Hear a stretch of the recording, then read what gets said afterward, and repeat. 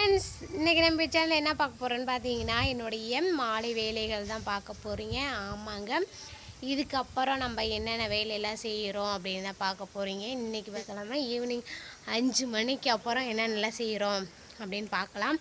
பாருங்கள், நம்ம குளிச்சுட்டு நல்லா மெத்தைக்கு வந்துடும். மெத்தைக்கு வந்து துணி வந்து கொஞ்சம் காய போட்டாச்சு. இன்னும் கொஞ்சம் வந்து வச்சுருக்கோம். இன்னும் கொஞ்சம் வந்து இருக்குது, இன்னும் காய போடலை.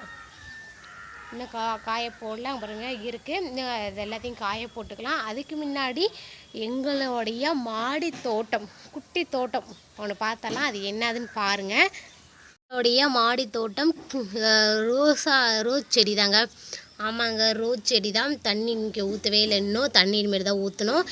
எப்போதுமே தண்ணி வந்து ஊற்றிட்டே இருக்கணும், அப்போ தான் வளரும். நல்லா வளர்ந்து போயிடுச்சு. ரோஸ் செடி எப்போ பூக்கும் எப்போ முக்கு வரும் தெரியல.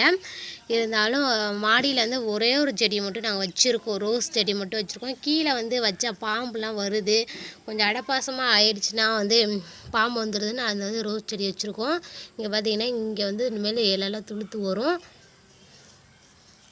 வாங்க, அதுக்கப்புறமா துணியெல்லாம் நாங்கள் காய போட்டு இனிமேல் கீழே போய் என்ன வேலை இருக்கோ அதெல்லாம் செய்யலாம்.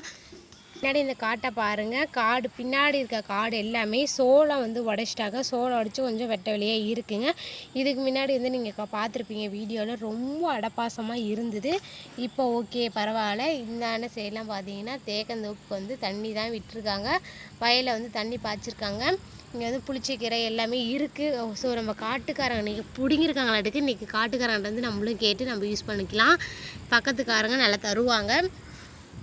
எல்லாமே நம்ம காய போட்டுட்டோம். 2 கொடி அளவுக்கு நம்ம துணியெல்லாம் காய போட்டோம். காய போட்டு இனிமேல் கீழே போய் என்ன வேலை இருக்குது அப்படின்னு நம்ம போய் வாட்ச் பண்ணிடலாம். வாட்ச் பண்ணிவிட்டு ஒவ்வொன்றா செய்யறதுக்கு ஆரம்பிச்சிடலாங்க.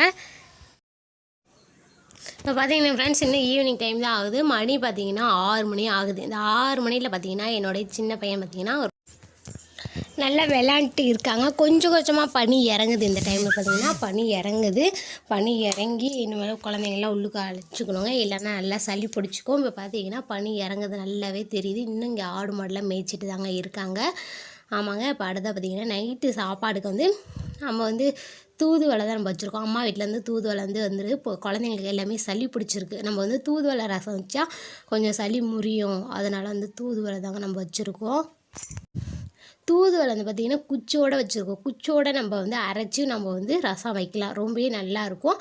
அந்த தவையும் பார்த்திங்கன்னா துவையல் நம்ம செய்யலை. நம்ம வந்து இப்போ குச்சி தாங்க நம்ம எடுத்துருக்கோம். குச்சி மிளகு சீரகம்லாம் நம்ம தட்டி எடுத்துக்கலாங்க. ஃபஸ்ட்டாக பார்த்திங்கன்னா மிளகு சீரகத்தை வந்து நம்ம தட்டிக்கலாம். தட்டிட்டு ரெண்டாவதாக நம்ம வந்து தூதுவளையை வந்து நம்ம அரைச்சிக்கலாங்க. பார்த்திங்கன்னா இதை நம்ம அரைச்சி எடுத்துக்கலாம். அடுத்தா பார்த்திங்கன்னா இப்போ ஈவினிங் டைம்லேயே பார்த்திங்கன்னா பானிபூரி தாங்க நம்ம வீட்டுக்கு வந்துச்சு. என்னடா கையால் எடுத்து சாப்பிட்றீங்கன்னு பார்க்குறீங்களா? ஆமாங்க, ஸ்பூன் எதுவும் தரல. பானிபூரி வந்து மசாலா பூரி கொடுத்துருந்தாங்க. குழந்தைங்களுக்காக கொடுத்துட்டு குழந்தைங்க மீதி பட்டது நான் சாப்பிட்றேங்க.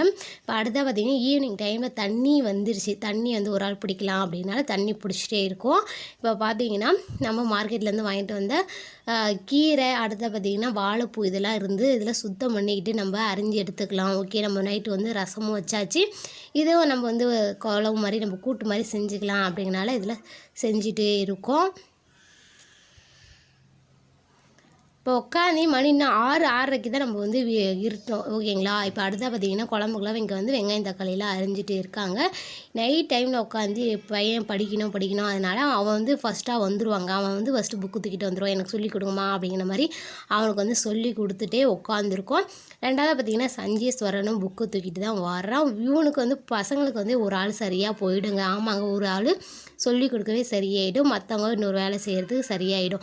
சின்ன பார்த்திங்கன்னா இடையில போயிட்டு வந்துட்டே இருந்தேன். சஞ்சேஸ் பாருங்கள், புக்கு ஃபஸ்ட் டைம் இன்றைக்கி விரித்து உக்காந்துட்டாங்க. எப்போயுமே ஸ்கூல்லேயே முடிச்சிருவேன் அப்படிங்கிற மாதிரி சொல்லுவான். ஈவினிங் டைம் வந்து எப்போதும் பால் வந்துடுங்க. பால் வந்து நாங்கள் பால் நைட்டுக்கே காய வச்சு காலையில் டீ போடுறதுக்காக நைட்டுக்கே காய வச்சுருவோம். பால் சூடு வச்சு சமைச்சிடலான்ட்டு சாப்பாடுக்கும் உலைய வச்சிட்டோம். ஈவினிங் டைமில் பார்த்திங்கன்னா பக்கத்து வீட்டில் நெல்லிக்காய் மரம் இருக்குதுங்க. நெல்லிக்காய் பார்க்கவே ஆசையாக இருந்து நல்லா புளிப்பாகவும் பழுத்து போய் இருந்து நெல்லிக்காய் பறிச்சிக்கலாம். நெல்லிக்காய் பறிச்சாச்சு. அவ்வளோதான் இந்த வீடியோங்க. வீடியோ உங்களுக்கு பிடிச்சிருந்தா வீடியோக்கு ஒரு லைக் பண்ணுங்கள், ஷேர் பண்ணுங்கள், கமெண்ட் பண்ணுங்கள்.